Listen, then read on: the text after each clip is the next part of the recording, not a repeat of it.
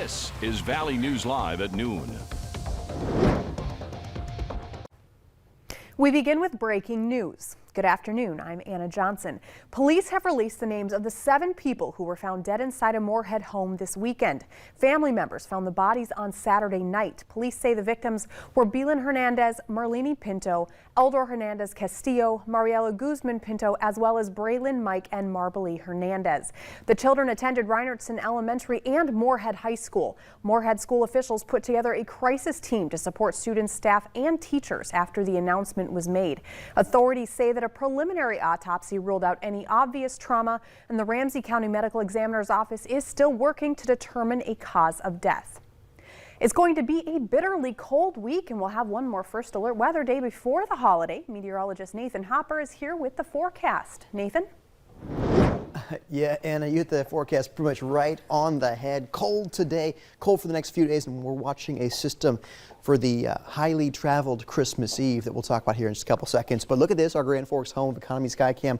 Clear skies out there, but we're seeing those flags are flapping, indicating to me, yes, we have quite the breeze out there this afternoon. We have those single-digit air temperatures in Langdon and Devil's Lake, 10 degrees right now in Fargo, 6 for our friends in Grand Forks. Seeing a lot of those middle single digits in our northern Minnesota counties. 16 degrees in Sisseton is the hot spot at this hour. But of course, factoring that wind, you have the northwest wind for most everyone around 20 to 30 miles per hour. Gusting in Fargo most recently around 31 miles per hour, 29 mile per hour gust there in Grand Forks. Also gusting to near 30 miles per hour in Jamestown. So, of course, take that calculation, crunch the numbers, look at these wind chills. 20 below in Devil's Lake, 22 below in Langdon.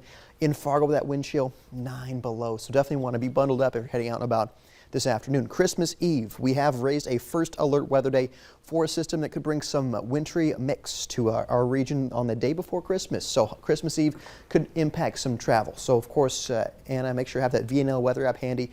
We'll be updating folks on this system all week long. Well, we asked for a white Christmas, so there you go. Be careful what you wish for, I guess. Thanks so much, Nathan. Closing arguments are expected today in the manslaughter trial of former Minnesota police officer Kim Potter, whose case will go to a mostly white jury. The judge has already told jurors that she will not make them deliberate on Christmas Eve or Christmas Day. They'll return after the holiday if they haven't reached a verdict by then. The ex-officer is charged with first-degree and second-degree manslaughter in the April 11th death of Wright. State sentencing guidelines call for just over 7 years in prison upon conviction of first-degree manslaughter and 4 years for second-degree, though prosecutors have said they plan to push for longer sentences. Retailers may be forecasting record-breaking sales for the holiday shopping season, but low-income customers are struggling as they bear the brunt of the highest inflation in 39 years. Consumer prices jumped 6.8% over the past year, with some of the largest cost spikes for necessities like food, energy, housing, auto, and clothing. Lower-income households are making hard choices between putting food on the table or scaling back on holiday presents for their children. Despite the inflation pressures and supply chain disruptions, the National Retail Federation says this year's holiday shopping season appears to be on track to exceed its sales forecasts.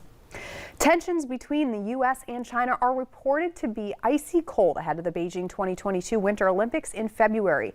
The Biden administration recently announced it would not be sending a diplomatic presence to the Games. The move centers around what the administration considers to be human rights abuses perpetrated by the Chinese government.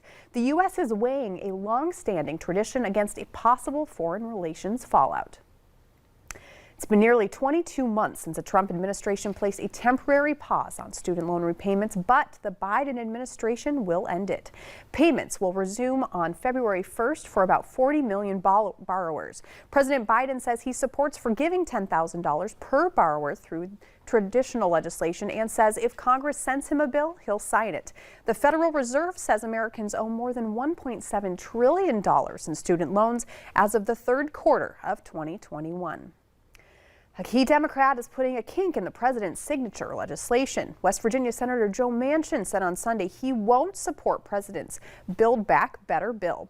The roughly $2 trillion bill includes money for expanded Medicare, prescription drug reform, universal pre-K, and hundreds of billions to fight climate change. There's a lot of good, but that bill is a mammoth piece of legislation, a mammoth piece. With a 50-50 split in the Senate and no Republican support, Manchin's opposition means Democrats need to find a new way forward. While Democrats are outraged over the defection, Senate Majority Leader Chuck Schumer says the bill will be voted on in January. The American Heart Association says most people die from heart attacks between December 25th and January 1st. That's more than any other time of the year. Research is being done about the correlation, but some doctors believe stress and diet changes may be a part of it. One of the best things you can do to protect yourself is knowing the warning signs of a heart attack. Chest tightness is a big clue, but doctors say other signs include a subtle backache, shoulder ache, pain in your jaw or neck, shortness of breath, nausea, dizziness, or faintness. Don't wait to get help. Call for help right away. Moderna says that a booster dose of its COVID-19 vaccine could offer protection against the rapidly spreading Omicron variant.